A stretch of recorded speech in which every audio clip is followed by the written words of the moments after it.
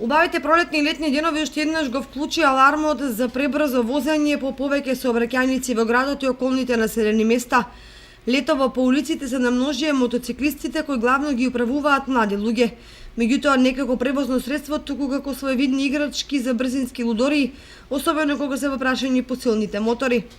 Со сопствената судбина и со безбедноста на другите учесници во сообраќајот се поигруваат и малолетни и млади со луксузни автомобили, кои особено во ноќните часови им го нарушуваат мирот на граѓаните.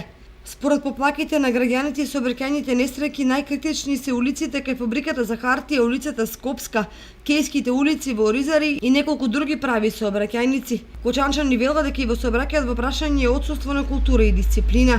Конкретно кај нас у Кочани најголемите прекрши што прават такси службите, претпоставив што не се верзира, не ги поштуваат сообраќајните прописи. Како не се возе брзо? Не се поштуваат ни сообраќајните прописи, ни регулативата претпоставимо сообраќајна што е да. По кратка постапка треба да се земат мерки, претпоставимо да се знае што е за пешако, што е за возач. Живеех у Хрватска, разбираш се, да ово таму и студирах, се таму се законите и прописи, нема милост.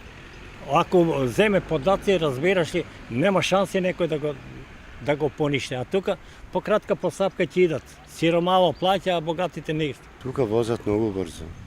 А деца, тие работи намерно, треба малци у Македонија повеќе контроли да има за возење. Одговорните проблемот со брзото возење се обидуваат да го решат со поставување така наречени легнати полицајци, односно препреки на патот, меѓутоа несовесни граѓани ги откорнуваат и уништуваат. Последен пат пред 6 години локалната власт постави такви препреки на повеќе брзи улици, меѓутоа набрзо беа уништени и не ја извршуваа својата функција.